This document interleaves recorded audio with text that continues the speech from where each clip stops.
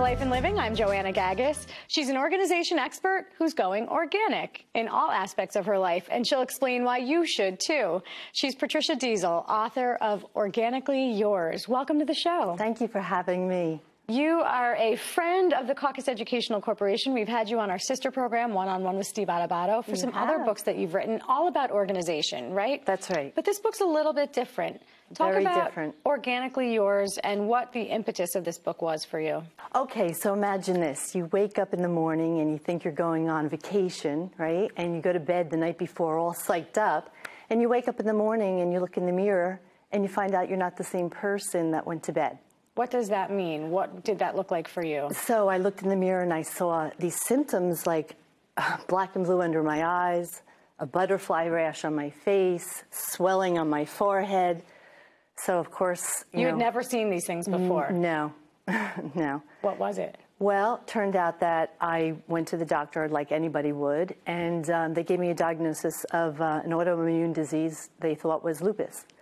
And so that led me into this, self-discovery of, what's really going on. And I wanted to know how this all came about. I know there's still so much we don't know about autoimmune disease, right? But taking your organizational background, what did you decide you needed to do for yourself to help process whatever you were learning about the disease and to better your life?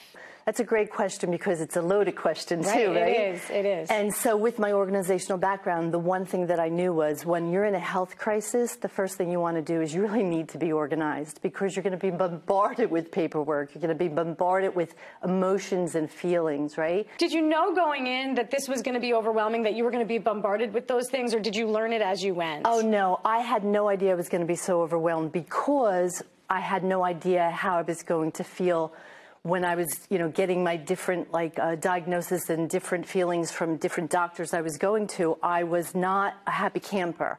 And I realized I had to become my own health advocate and my own health detective.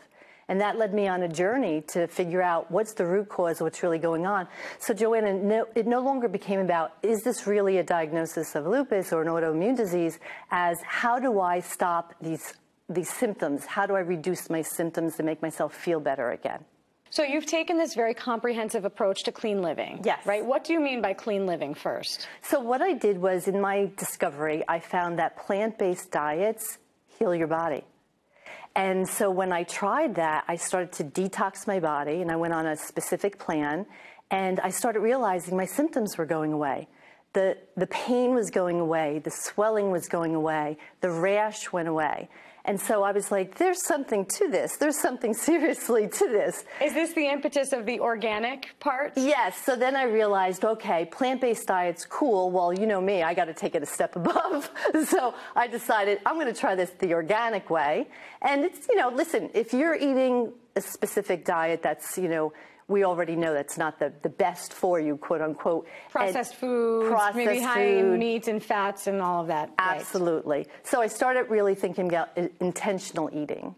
And then organic. Intentional eating, meaning choosing what you're going to eat, choosing it carefully, choosing organic if you can. That's right. That's right. Exactly. So that's the body portion of it, right? Yes. And then there's the mind. How did you approach your mind, what you experienced was happening with your mind with the overload, as you said?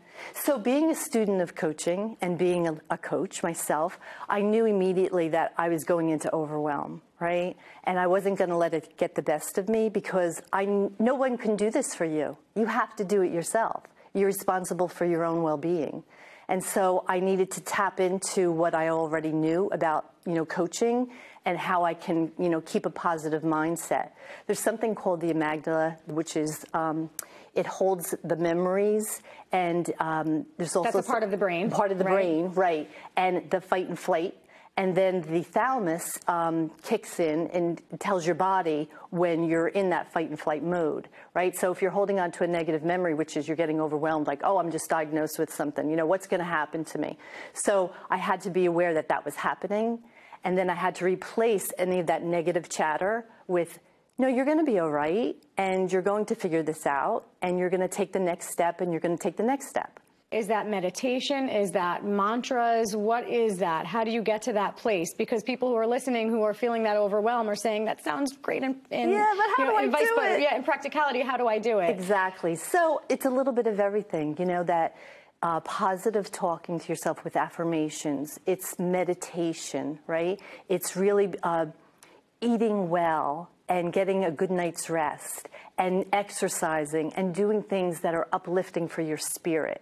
I don't want to oversimplify this, but in a sense, this is just practical, good advice for how we should all be living our lives. Take out a very stressful trigger like getting a diagnosis, right? We should all be doing these things. And you know what's so funny?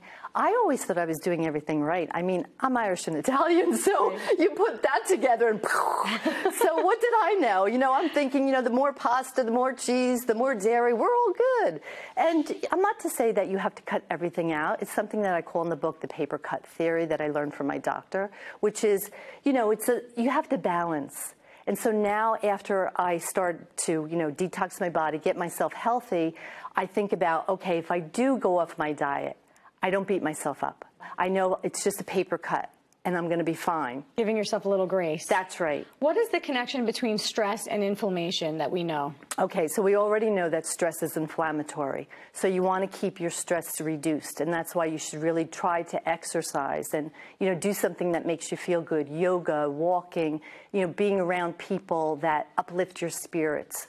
And finally, environment is so important to you. It's been your coaching kind of model for all these years. So how do you approach your environment, especially in a crisis situation? Yeah, and I can't begin to tell you, being organized, having a space that I felt like, you know, I can come home to and I have that part together is so important. So I would say to everyone that, you know, when you're cluttered in your brain, you're going to manifest outwardly. We already know that too, okay? So try to keep a handle on that the best that you can, because that breeds a healthier lifestyle for you. So knowing that I had that already for me was, you know, just like a relief, right? And when I talk about environment, not just the living space, what I mean is environmentally in terms of who are you hanging around with?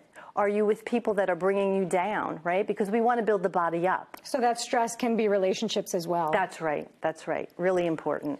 So for those of us who sometimes struggle with organization, I say I always have a space in my house that's a little bit messy, that needs to be organized. And sometimes that in itself is the stressor that I'm not doing good enough, and it's that pressure we always put on ourselves, right? Yeah. So how do we address that? And how do we, even if we know that there's something we need to address, not beat ourselves up and create more stress? Yeah, and I think, again, it goes back to realizing, number one, we're doing the best that we can.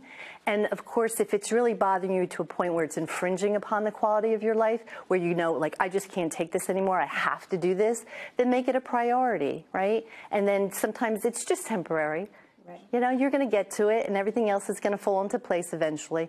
But when you are in a situation that you find yourself in a health crisis or any type of setback, I think the more organized you are, I don't think I'll ever change my thought process about that, the better you're going to be. How has writing this book for you been a catharsis? That's a great question. I still get emotional about it because I think it's really helped me come through to realize that I want to help people. I don't want people to go through what I went through, because I think the more educated you are on what you're eating and how to build your body up and how to take control over your own destiny is really important. Patricia Diesel, Organically Yours, thank you so much. Thank you, Joanna. Life and Living has been a production of the Caucus Educational Corporation, celebrating over 25 years of broadcast excellence.